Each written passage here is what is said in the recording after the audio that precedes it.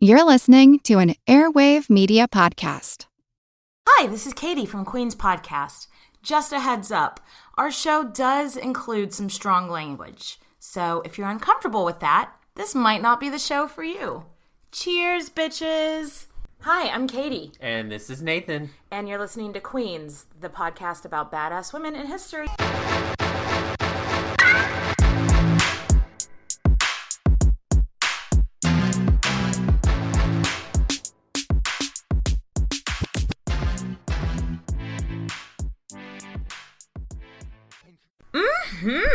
Yeah. So, full disclosure, this is the most hungover I will have ever done an episode so far. Why are you hungover, Katie? Because I hung out with my mom last night. You are so cool. Oh my god, my mom knows how to party, y'all. It's like not even... It was lit, fam. It was lit, fam. With the fam. Remember how hungover you were on the Cleopatra episode? Oh, yeah. Like that was my New Orleans trip. Like you drove in from New Orleans and then I Yeah. came over and we recorded and like your eyes were like bloodshot. And I was like, are you sure you want to do this today? Because it was only our second episode. I'm like, I could do it. And you're like, no, it's fine. Why? And I was like, you look a little... And you're like, it's fine. I'm good. And we have some retractions. Last week we said that Henry VIII's sister Margaret went to France to marry the king. And it was actually his sister Mary. So not to be confused, there's a shitload of Mary There's tutors. so many Marys. Everybody's Mary. But thank you to listeners Aaron and Natasha for pointing that mistake out and not just emailing us going, oh, you don't know what you're talking about. But being nice about it. Yes, thank you. Margaret Tudor, different Tudor. Margaret Tudor ended up being the Queen of Scotland. And Mary Tudor ended up being the Queen of France for a short time. For like hot second. Boop. So, different people. Yeah. And then listener Natasha also pointed out that she, like in the last episode, we talked about how Diane de Poitiers and Anne Boleyn would have been possibly meeting together. Like they surely knew each other, would have worked Yeah. together, and we were trying really hard to place them somewhere at the same time. And we tried to place them in the birthing room together. Yeah. But allegedly... Natasha said that she's read that unmarried women didn't witness births, didn't help at the actual time of birth, so they may have not. Which would make sense because... then you wouldn't want to get married. Yeah. You'd be like, oh my god, that's childbirth? That's what... Nah. I'm gonna be a nun. I'm sure many did. Bye. So anyway. So. Where we left off was, in 1527, Anne has officially accepted Henry's marriage proposal. Mm-hmm. So she's living at court, and she's the official mistress, but... They're not fucking. Yeah, they're not boning Yeah. yet. They're not, slipping under the sheets. But she's got, her own apartment. She has, her own ladies serving her. She's got swag for days. Yeah, and her and Henry are thinking that he's just going to be single and he's free to marry within the next year, so he'll be fine. He'll be fine. This will be temporary, but water under the bridge. Yeah, spoiler alert, things did not go as planned. So, remember, Henry is obsessed with this one Bible verse that says you can't marry your brother's wife or else. Leviticus 4:20, right? No. Oh. Dummy. It was Leviticus 20:21. That was close. Well, okay. So, when he married Catherine of Aragon, if you don't remember this from our Catherine of Aragon episode, Kathy had been married to his brother first, then that brother died, and she was like, well, we never slept together, and so that's kind of the basis of them being able to get married. Yeah. And so Henry's now basically I think you did sleep with him. Yeah, so he has to either prove because God is punishing us. Yeah, he has to prove that either Catherine of Aragon is lying about it, or he has to just up and leave his wife. How is he going to do that? Yeah, how's he supposed to do that? And then he's like, "Hey, Kathy, could you please, pretty please, just become a nun?" And she's like, I don't think so. Not gonna do it. No, thank you. No, no, ma'am. No, not ma'am. gonna do it. And that summer, Henry goes on this month-long hunting trip. It's in this place called Bellevue, and Catherine may have not come. She didn't come. No. But She was not invited. And Anne was. Yeah, and so this was kind of a turning point. Just the really inner circle knew before about their relationship, but this was kind of... They were really open about it at this point. Yes, They people really were like, knowing oh shit, he's serious about this shit. Yeah, they're just hunting and on horseback and like, oh, darling, you dropped your handkerchief. Let me pick that up. So we talked about Cardinal Wolsey a little bit in the last episode. Well, we talked about him a fair bit in the last episode. we did. About how he had maybe made enemies out of Anne previously with the whole Henry Percy thing. Yeah, definitely made enemies. And so this is when Wolsey realizes, oh shit, he wants the divorce because he wants to marry this chick. Because, Henry wasn't petitioning for, a divorce and being because I want to marry Anne. He was trying to keep He was trying to keep Anne very separate from that. But that's when it dawns on Wolsey that he's like, oh, fuck. It's not separate. And he's like, shit, and this chick hates me. Right? No, it's true. He's like, oh, damn. Now it's for real. They're getting married, and this woman hates my guts. Yeah, so this was not a good time for Wolsey. No. And he had failed to get the annulment. Now, to be fair, Catherine of Aragon's nephew had the Pope held hostage at this point. Yeah, Impy Chaz. Yeah. So while the Boleyns, because up at this hunting trip, Anne's brother and father and uncle, the Duke of Norfolk, are all there as well. And they're getting real chummy with the king and basically behind closed doors being like, you know what? If Wolsey wanted to get that divorce for you, he would have gotten it by now. But he didn't. He didn't. So no, he doesn't like you. They're I'm not saying, but I'm just saying. You know what I mean? I'm not saying that he doesn't want you to get a divorce, but I'm just saying he should have gotten it by now. I'm not saying, but I'm just saying. Anywho, I need to drink some more. It's so funny. It's so funny how the best cure for a hangover is vodka. I was talking about that earlier with you. I was like, is it the tail of the dog? Is it the... Yeah, Nathan was like, he was like, have a drink. You need a tail of the dog. And I was like, what the...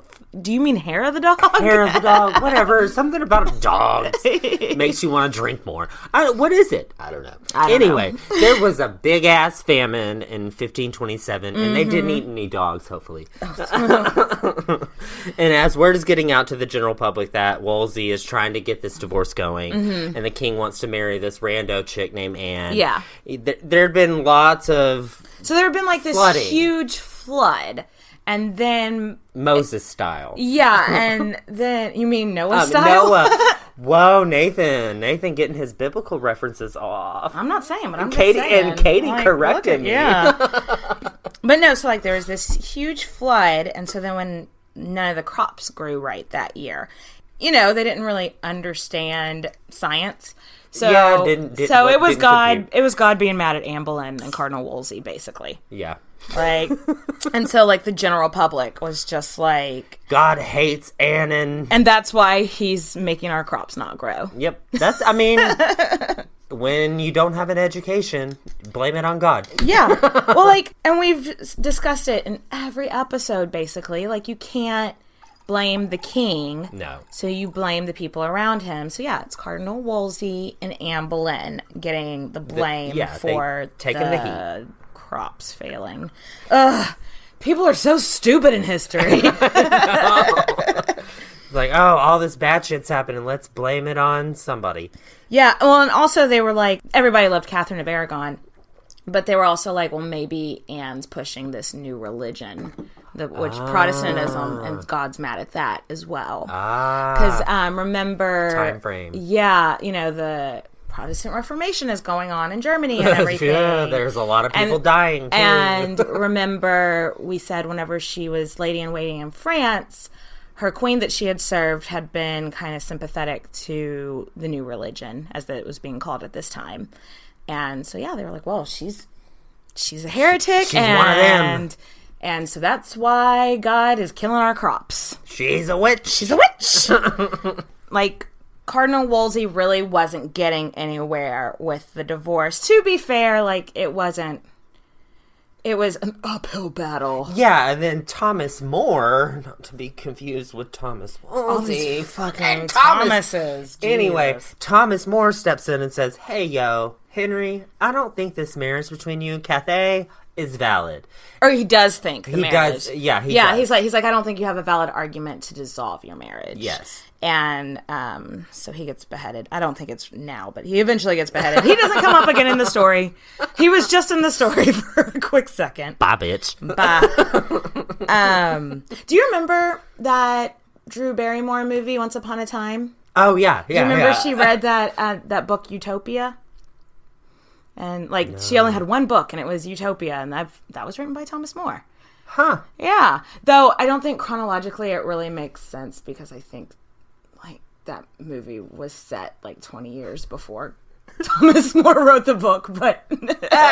who's counting? But cool. I had a little fairy tale moment there. I was like, Thomas More, where do I know the name of that book? The Drew Barrymore movie. Anyway. Anywho. Sidebar. So no, their divorce not going anywhere. Yeah, it's not going anywhere. And the thing is the Pope has annulled marriages before. Yeah, and this so has happened so many times. And that's what we're gonna in the Patreon episode today. We're gonna discuss all the different ways that the Pope has allowed royal couples to get divorced. He annulled a marriage within the last 50 years. So it wasn't like Henry was asking something that was unprecedented. You know, it happened. And but yeah, so the king sends these dudes to Rome, and the Pope basically tells them let me think about it for a hot second. But of course, since the Holy Roman Emperor has sacked Rome, he has control of the Pope. And they're fucked. Henry is fucked. And he is irritated as hell. Oh my god. And this whole situation ends up being... The king's great matter. Oh my god, it's so ridiculous. I know. I could go on for eons about the king's great matter. Eons. Eons and eons. But, okay, so then back in England...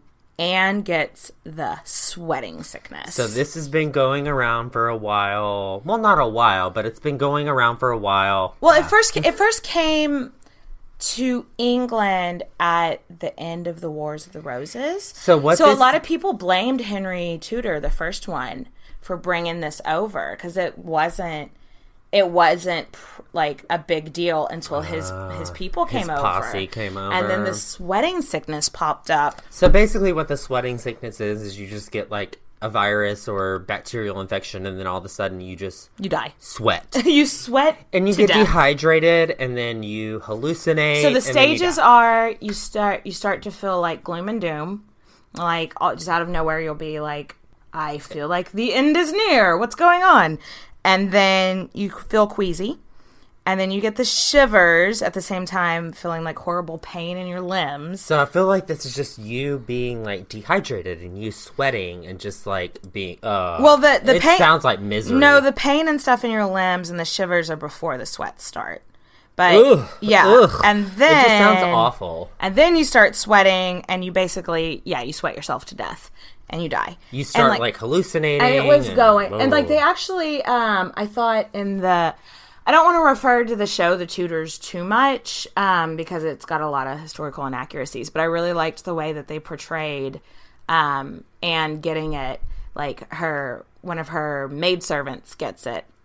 And they portray it really well. The maid starts coughing, and then she's like, I got the sweats, and just starts freaking the fuck out. I would too. Yeah. I mean, you're gonna die. Yeah, but then Anne gets it. And not everybody dies from Most did, so it's kind of a big fucking deal that Anne didn't die from it. Yeah. You know? It made me think of, remember when we did the Theodora episode? And Justinian didn't die? Or was it just Justin? Her boo. It was Justinian. Justinian, he didn't die from this plague. And so they thought it was like a sign from God. So I could see in the same way, most people did die from this. So this was a divine intervention. Exactly. I feel like Henry because I mean, at his core, he really was a deeply religious person. So when Anne survived this sweating sickness, he probably did think it was like God saying, I've spared her for you. You know what I mean? Yeah. Like, I went down a rabbit hole about the sweating sickness, and scientists, I mean, it's not like there's still a whole lot of studies on it anymore, but like it's kind of like, we don't know. We don't know exactly what caused it, you know? So Anne goes back to Hever when she gets the sweating sickness, and she goes into quarantine. Mm-hmm. And Henry, flees London, goes to the country, because, you know, you're not... London's such concentrated population. He goes out to where there's not so many people and just kind of, like, jumps from country house to country house. And, of course, Stalker Henry is just sending love letters He sends... I thought this was funny to note. It said that he sent his second best doctor, because he would keep his best doctor with himself, but he sent his second best doctor to Anne. And yeah, he was just obsessively writing her love letters while she was sick and everything. And oh my God, I hope you get better, get well soon. Please don't die. Here's my second best doctor. Mary Boleyn's husband dies of the sweating sickness. Aww. I love me some Mary Boleyn. Yeah, she's definitely interesting. I don't know that there's enough really known about her to give her own episode. Our friend Christine from the History Gal would probably disagree, though. I think she would. Yeah, but... so she gets better, and it's very, joyous reunion. And, yeah, they have this big joyous reunion. Again, it's another scene that I really love in The Tudors, when they're reunited once she recovers from the sweating sickness, and it's just And then this dude called Cardinal Campeggio was sent Campeggio! Yeah, please don't give me a bad Cardinal Campeggio! He was sent to England to, kind of litigate this whole thing with... He was from Rome. He was the papal legate. Yeah, trying to smooth everything over. Yeah. So Henry didn't want Anne to be under scrutiny, so he kind of keeps her away from the spotlight while they're dealing with a great matter. Oh my God, that's what the annulment is. So then called. she goes back to Hever Castle, and she's like, "But I just got back. Okay, bye." And so Henry goes back to living with Catherine while Campeggio is there, and. They're even sharing a bed. He's acting like he's so in love with her. The story goes that Anne was jealous as fuck. And I mean, I might be too. I would be too. But no, he's basically walking around the whole time. Campeggio is there. Just being like, oh my God, I love my life. I love this wife so much. Catherine is the best wife. Oh my God, I love her. But God doesn't like it. What can we do? What? And he's like, I mean, if you guys decide I should still be married to her, I'll be married to her because I love her so much because she's so great. And anyway, yeah, so he's just going around being like, I love Catherine so much, but it might be against God. I guess that's up for you guys to decide. But oh my God, I love her so much. And then Cardinal Campeggio, he decides that it's all valid. That the marriage is valid.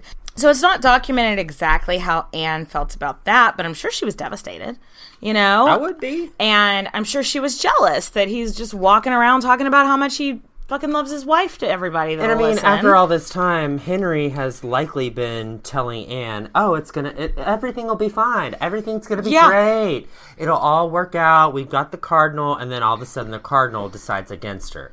So she's like, wait, what? Yeah. So there's this book, real snazzy title, The Obedience of the Christian Man and How Christian Rulers Ought to Govern. Yeah. So in 1528 or 1529, she gets her hands on this book.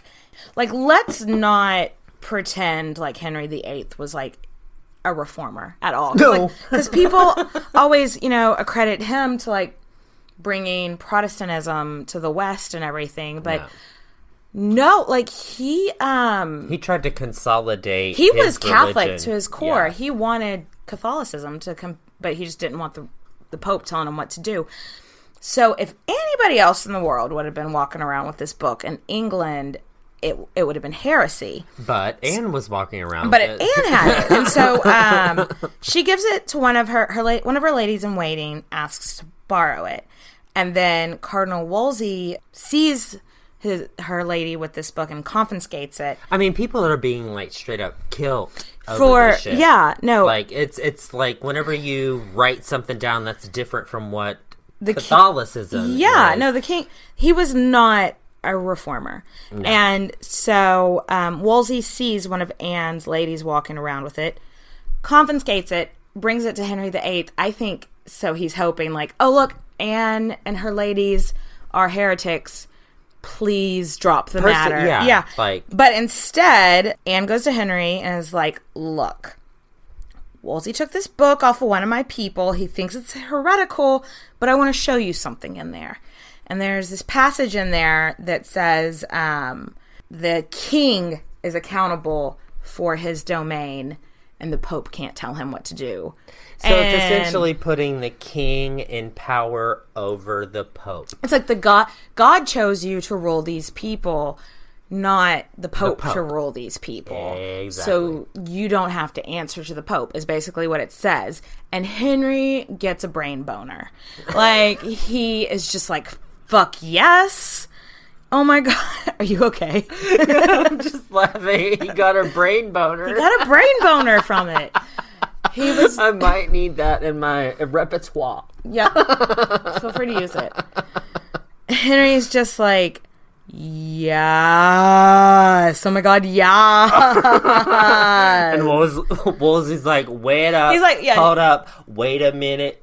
And the king is like, shut up. No, this is... And Wolsey's like, so you're not going to execute Anne Boleyn? And he's like, no. No. Absolutely not. She my boo. And these divorce proceedings... It's going nowhere. With Kathy Nowhere. They're done. Nothing's happening. Henry and Kathy are appearing before the court. And we did a very dramatic reading of... So reference our Kathy episode. She has... I think it's part 2. Yeah, the reading. The court episode is part 2. It's very like heartfelt, basically, and dramatic, and like basically, bitch, I am your wife. Yeah, they go to court, and he's thinking this will give him the upper hand, but no, Catherine pulls like. She drops to her knees in front of him, in front of the court, like a commoner, and like just begs. Like her mama would. And everybody is just so impressed with her. It just builds public support for her. And Anne is becoming so unpopular with the people. Yeah. Her barge going down the River Thames, like this group of women like come out and start like throwing shit at her. Uh-huh. And it's just like, because they're like, well, if the king can leave his wife, who's been like an amazing wife to him, why can't I? My husband can leave me. And so she becomes like this figurehead of just like corruption and evil. Anarchy. Which is so unfair. It's not, because it was the king that did it. Yeah. Like, she never asked for this, you know? She never, whatever. So she did start to gain support amongst the nobility, though. Because if you want to be buddies with the king, if you want the king to like you, you're gonna be pro Anne. And her dad started getting like promotions on promotions on and her brother, and cousins, and everybody got like a little bit of lift in their status. And a lot of the nobility were starting to be like sick of Wolsey anyway for like other things besides the great matter. And so the great matter. And so they were starting to see it as like, well, this is our chance to get him the fuck out of here if we support Anne and turn the king against him. So, Wolsey, you should just convince the king not to marry Anne. That's a great idea. Yeah, like... Not! So now all these people are whispering in the king's ear, like, Wolsey doesn't want you to marry Anne. He's not getting your... Like, at first it was just Anne's, like, family saying it. But now, like, all these other dukes and stuff are just like, it's because, he's not actually wanting you to get this divorce. He's just, he's making it not happen on purpose. So it's one of those things where Wolsey believes that Anne is beneath him in, like, royalty status. Like, whatever. I mean, she definitely was. Yeah, she was. But it doesn't matter. I mean, we've talked about Elizabeth Woodville. Yeah. Anyway. So, not surprising, since nothing was happening, Wolsey started to seriously lose favor with the king. And then, of course, all these people who, like, didn't give a shit about Wolsey now are like... I care about Wolsey. And because they're like... Wolsey for life. Because it's a reason to shit on Anne. Yep. They're like, oh, poor Wolsey, that bitch Anne Boleyn did this to him. And it's like, y'all didn't like him. But now it's just... Now you do? What's your issue? I don't think Anne ever openly campaigned, like, for Wolsey to be... like, for any shit to be against him. I think her father did. I think her uncle did. I don't think she did, but it doesn't matter. She got the blame for it. In 1529, Wolsey was arrested because, the king thought he was, like, purposely working against him on the annulment. This isn't an episode about Cardinal This Wolsey. isn't an episode about Cardinal Wolsey, so we're not going to go into it because that could take a long time. But long and short of it, he's accused of treason, which, just being accused of treason, that's a death sentence. So what I read was, like, he was held captive in London, and then, he's, like, awaiting. He pretty much knows he's going to die. And he knows he's held captive. He wasn't held captive in London. He was up in York, which is north, which is in, like, Northumbria or whatever. And remember Henry Percy, he was Earl of Northumbria. That's who was holding him captive before his... Isn't fate funny? So there's Henry Percy, who we talked about at length in our Patreon episode, being miserable in this marriage that Cardinal Wolsey basically forced him into.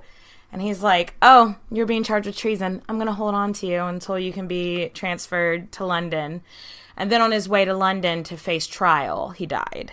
Yeah, he died just rando, like, 2 days later. In The Tudors, he killed himself. In the TV show The Tudors. I don't think... That's not accurate. I don't think that's accurate. I think it's real good for drama, for, like, the drama of that show. The theater! I think it was just the 1500s and people got sick and died all the time, and he got sick and died while traveling. But, yeah. So anyway, Henry needs someone else to step up. Yeah. Yeah. And he gets that guy, Thomas Cromwell. Another fucking Thomas! What is up with all these fucking names? If you're like Mary, Elizabeth, Henry, Edward, Thomas, like the guy that plays Cromwell in the Tudors is the same guy that plays Warwick in The White Queen. Oh, you mean Wardick? Wardick. Yeah.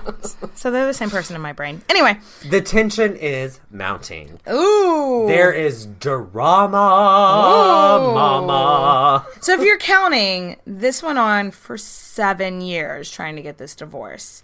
Jesus fucking Christ. Like, so much shit went down.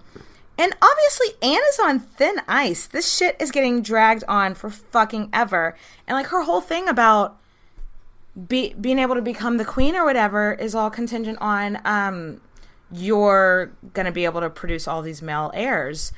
Well, she was, like, 20-something when this started. Not pregnant. She's in her 30s now, which back then was old to not be married. Like... She doesn't have 7 years to waste, She's past her prime. I hate that phrase, but for the time, sure. Like, I'm sorry. That was a musical that we did together. Oh, Little Abner? Were you referencing Little Abner? Yes, I was. I'm past my prime. And she was like 21. Yeah. But no, Anne was getting in her 30s, which at that point was considered old to have your first baby. And... I mean, can you blame her for starting to, like, panic a little bit? No, because, like, Catherine at this time, Cathay, was still, like, sewing his shirts and doing the wifely duties. When she found out that Catherine was still sewing Henry's shirts, she made the biggest fucking scene. I would in too. front of all of these people. I would too. Just being like, what do you mean she's still sewing your fucking shirts? I mean... She lost her fucking patience. Can you blame her? No. I wouldn't be surprised if she was starting to regret the decisions that she'd made. Because it's like, I get to be queen, maybe. But, like, I'm promised I'm still all of this. an unmarried. I thought this was gonna be done, and like, yeah, I could see how she's starting to panic. She was promised all of this easy breezy, beautiful. Now you're a queen. So Henry's like, all right, I got to do something drastic to appease her. It's been 6 fucking years, 7 years, 7 years. It's nothing's happening. I got to do something. So he makes her the Marquess of Pembroke. This is a big fucking deal. It is deal. a big... First of all, the Marquess is a male title. Like, that... Like, so... Because, usually, like, if you marry a duke, you could become a duchess. But a duchess is below a duke. So she's, like... That's as high as he could lift her. And not only that, it's like the Marquess of Pembroke, which is an extinct title from Henry the Seventh. It's an old Tudor title. Yeah, like from Jasper, his great uncle Jasper. Yeah, which just sounds to me like sounds a little country. Yeah, but my great uncle Jasper Pembroke. His great uncle Jasper had been the last Pembroke, and then also it's a big fucking deal because back then in England, women weren't allowed to inherit titles. Mm-hmm. So she was only the second woman in the country to have a title like that in her own right. Like usually like you'd be the countess of something, and then when your husband died, you were the dowager countess. But now she's the Marquess, and then there was this woman, Margaret Pole. She was the first one. Yeah, she was the Countess of Salisbury. We're definitely going to cover her one day. She is on the list. Tragic, sad woman. Life, at least, that she had. But no, so it was a big fucking deal because of everything. Like, all these things we just said. And so what happens, like, the reason that we're talking, it's called, like, hereditary peerage or peerage hereditary, where if she dies now, so we're not talking about he. Yeah. If she dies, her title gets passed on to her next children of kin, or her child, her cousin, whoever's next and of also kin. It's bumping it up to where it's not like, oh, I'm just marrying this knight's daughter, like I'm marrying the Marquess of Pembroke, like it's a big fucking deal. Is it's what like we're the getting oldest to. title in England. It goes back to like Empress Maud, and then I think Pembroke might actually be in Wales. Well, it's like northern the UK. Even though that wasn't what they called it then. But, Anne's family obviously profited from this too. Anne's dad became the Viscount of Rochfort and also the Earl of Wiltshire.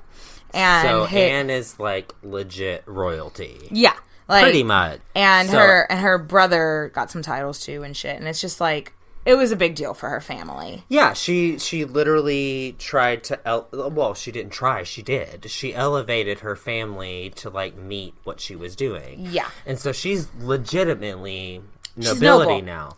And she can get married to Henry, and then everything's happily ever after, right? Not necessarily. No. Henry's still got this wife. And she ain't backing down, bitch. And... yeah, so they decide what they're going to do is they're going to go to France and convince the King of France, Francis. How convenient. That's so cute. King of France, Francis. And I'm the King of Portugal, Porty. Yeah. They're going to, convince him that, to be on our side for this matter so that Francis... so they just have, somebody else of huge status Noble. being yeah, I agree with this. And France is a good ally because they have power, money, everything, so you need to get them on your side. So they're like, Henry, Anne, and the crew jump on a boat to Calais. They're on a boat. We're on a boat, motherfucker! They're going back to Calais.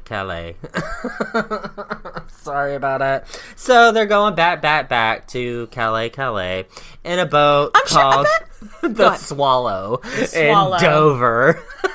The Swallow in Dover. The Swallow in Dover. I think the boat was just called the Swallow, but they took it from Dover. From Dover. Yeah. And I just want to be like, the Swallow in Dover. It sounds like a bad porno name. It just really does. But I bet Anne was really excited to go back to France. She hasn't, she was such a Francophile. And France is her shit. It's so her shit. Francophile. And she hasn't been back there since she was recalled to marry her cousin, which never happened. But yeah, so they land in Calais, and they end up meeting like all these like fancy French maesters, and they're like, "Hey, yo, we need to meet your king," and she gets them to go like summon the king over to her. Anne really wants to be addressed as consort, but, she just can't be. First of all, usually what they would do, the king would bring his queen, and they would meet the other king and their queen, but the Queen of France is Catherine of Aragon's cousin. Everybody's related to Catherine of Aragon. Everybody is Catherine of Aragon's cousin or nephew. Hashtag Queen Izzy had it laid out. Yeah, right? Literally. So that queen, one, isn't going to meet with who she views as a king's whore, basically. Yeah. And also, and the woman that's trying to, take my cousin's place. No. Bad idea. Not gonna do it. So instead of inviting his queen with him, Francis decides to invite some rando whore. Nah, Trick. She's like, no. Trick. I am not about to mingle with... No, I was expecting the Queen of France. Yeah. I was not expecting some rando prostitute to... Anne was raised in the French court, so, She understood it. She's she understands that that's a bit of... a political move. Well, she understands also that it's a bit of, some side-eye from the queen, you know? Exactly. It's a political move from the queen, and she knew that this wasn't exactly what she wanted, so what did she do? She said, no, king, how about you meet me?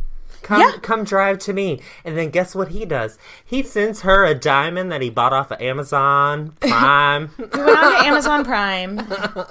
Ye old Amazonia. And sent her... a diamondia. I think it was a diamond. Sent her this diamond, kind of sorry about it. Can we, forget about all that awkwardness? And she's like, okay. And so... Yeah, so Francis eventually comes and meets up with, they have this ball. And it was super understated. No, it wasn't. It was Wrong-o. Fancy as fuck. They have this ball, and the king rolls up with his people. Anne has all her ladies. Anne is dressed in, a gold robe with, furs and, dripping Silver, with jewels. Dripping in jewels eleganza. Yeah. She was looking fabulous. But, the thing is that, so when Anne met the King of France, she knew all the right moves. She knew how to address... she grew up at the French court. And she impressed him. And he was like, whoa, this quote-unquote mistress... really knows what she's doing. She's smart. And so he basically gave Henry and Anne, okay, yeah, I'll support you guys in what you do. I like her. She seems like good people. She seems like she's going to steer you in the right direction. Thumbs up. So, honestly, Henry and Anne end up setting sail for England mission fucking accomplished. So they go to leave, but then there's a bad storm. And so they're delayed for a couple of weeks in Calais. Is this some sort of divine intervention? And that is generally viewed as when they finally bone. That they're delayed from Calais to go back to England. And so they were going. And so he sends her a text being you up? And she's fine. Yeah. So rumor has it that at this time they actually secretly got married there in Calais. And I agree with it. I think they did get married because why would she finally sleep with him after 7 years if they weren't, unless she just had some of that French wine in her system. She was drunk on the idea of like, oh, the French king gave us the thumbs up. Okay, see, that's where I'm coming from. Is I say it's like fake news. Like you don't think they secretly got married? They didn't secretly get married at this point because that was all rumor from some Thomas that said some shit. But then why would she finally sleep with him if they hadn't? I think she was caught up in being everything. Like, oh my gosh, I am now the queen. I am now this. And like she got caught up in being elevated to royalty now she's like, oh yes, finally. So she sleeps with them being like, okay, now I've got my leg up on him. Yeah. And she didn't marry him at that point, but being like, now we're getting I think married. They had a secret ceremony. I really do. I can agree with that. Yeah. If they didn't have a secret ceremony, then she fucked him and was like, hey, we need to make this happen now. Yes. So they get back to England, and Henry's just like, fuck it, I'm done with this shit. My country, my rules. In 1533, he has Parliament pass an act called the Act of the Restraint of Appeals. And basically what the Restraint of Appeals is that the Pope can't tell me what to fucking do anymore. You have no power here. And so after the act passes, he turns to his Archbishop, Thomas Cranmer. Kramer. It's Kramer. No, there's an N in there. Kramer versus Kramer. Anyway, so he turns to his Archbishop, Thomas, and says, do I have my annulment? And that guy goes, yup, thumbs up. And he goes, cool. So in January 1533, he and Anne marry again. Maybe for a second time? I think so. I thought you said you didn't think so. No. I thought you said, I think they married for... You don't even know what you think. Shh. Drink more vodka, Nathan. But no, she's pregnant by January. Look, at the time of their like official second wedding, maybe first wedding, she's already pregnant. And shit is hitting the fan. Religiously speaking. Yeah. Henry is married to Catherine of Aragon, and now he's had this second marriage, so possibly with Anne, and so everybody is saying that Anne is a bigamist. And as we've already talked about, you can't really talking about the king. Yeah, the king is a bigamist. The people just hate her so much. They do, and I just literally want to be like, so unpopular. And Catherine's title is then demoted to Dowager Princess of Wales. So she got to step down.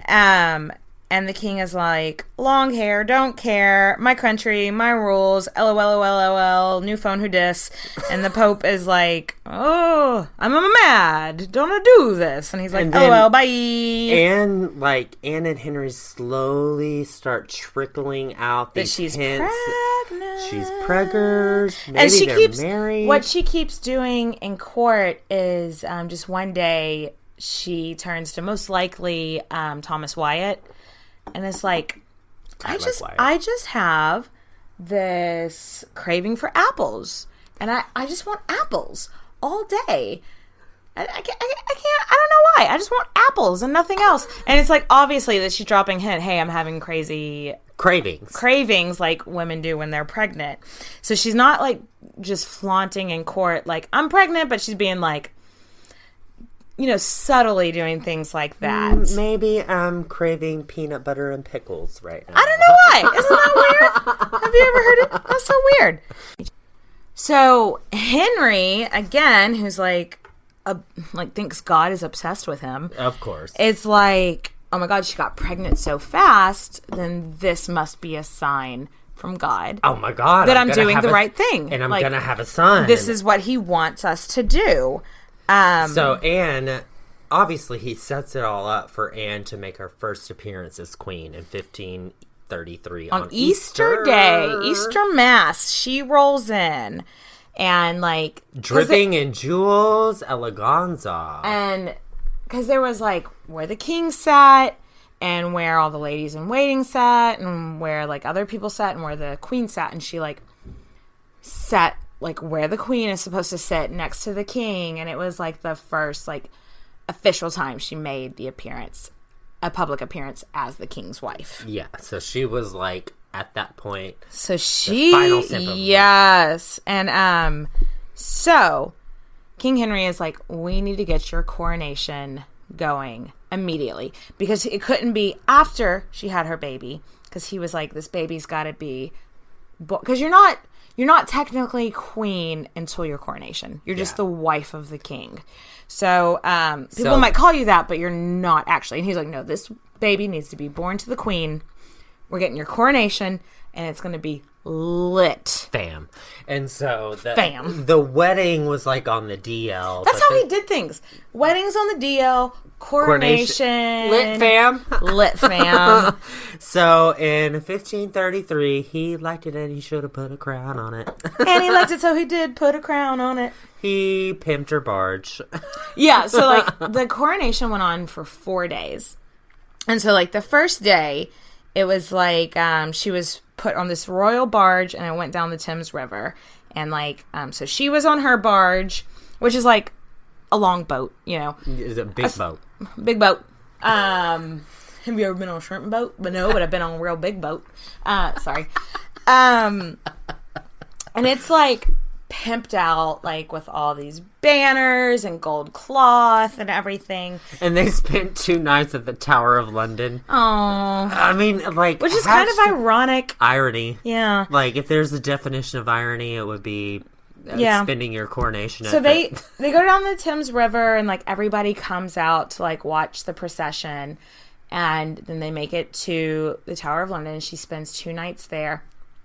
Like English tradition has it that at her coronation, like both going down the Thames River and then like later going through the city, is that the Londoners came out and like threw stuff at her and cursed at her and stuff like that. I read that. And I don't buy that for a second. One, because you could have been arrested. You would have been killed. And 2, because we've read elsewhere, like at coronation, the king like gave out free food, free wine. This was the time for them to eat and celebrate. So he would have been like, you're not going to be like drinking his free wine and then going and yelling at the queen. Like, I just don't buy it. I'm sure there were people grumbling, being like, absolutely. Her. But I don't think there were people openly protesting it. Do you? No. Yeah. No, I completely agree. So she makes it to Westminster Abbey. Yeah. So and she is dressed like a queen. Y'all, but she must have been so exhausted. I mean, this was 4 days. Activity. So many things going on. And she's pregnant. She must have been so exhausted, but King Henry needed to show to the country, like, this is your queen. So it was so fucking over the top. Yeah, no, but she's dressed, she's in like a gold robe. No, she was in a purple robe with like gold trappings and like fur and jewels and just like, on top of being pregnant. That must have been so heavy. Yeah, right? I mean, you would be miserable. And Henry, all the while, like, she's pregnant and, like, carrying all this shit. He thinks everything's going right. Yeah. And in the 16th century, they believe that, like, having sex with a pregnant woman was bad for the baby. And, like, it would cause drama. So she is crowned. She is queen. And he's thinking she's going to be the kind of wife that Catherine of Aragon was. And she was not brought up the way that Catherine of Aragon was. And no, it's very likely that Henry took mistresses while she was pregnant.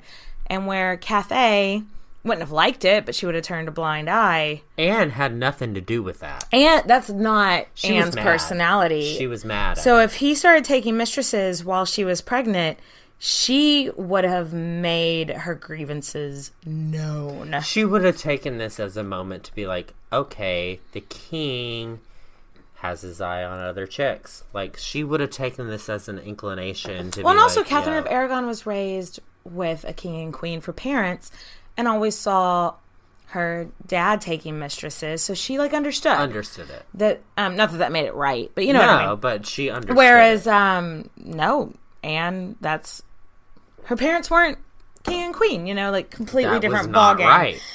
So eventually Anne goes into her confinement. We've discussed confinements before on this show. My Lord. And it's like basically you just go into a dark room until you have the baby. Yeah, they pull all the curtains, they throw everything over you, and you just make sure that you do not see the light for 5. It sucked for her. I mean, it's kind of sweet, I guess, but Henry canceled his progress that summer. Like, usually he would go hunting and shit like that, like we discussed before. And he actually canceled it to stay, like, at the same palace where she was having her confinement. So I guess that's kind of nice. He was still very likely cheating on her, but wanted to stay near. So I guess that's kind of sweet. Love ya. But, like, I'm sure she hated being in confinement. She's such a social person. She likes to be out there making jokes and flirting and having fun. She loved her time at the court. And I really do think that she was one of those women, not that there's anything wrong with that, but, like, one of those women who prefer having male friends. So she probably fucking hated being in confinement just with all these bitches. You know what I mean? I totally I'm not agree. one. I mean, I have a lot of male friends, but I love my girlfriends better. You know what I mean? Yeah. Oh, that's harsh. I love you, Nathan. Ow. Dagger to the heart. You know what I mean, though. Like, there's things that you can talk about your girlfriends that other people just, like, no one else in the world is going to get. Vagina talk. Yeah, vagina talk. Exactly. But I really do think Anne Boleyn was one.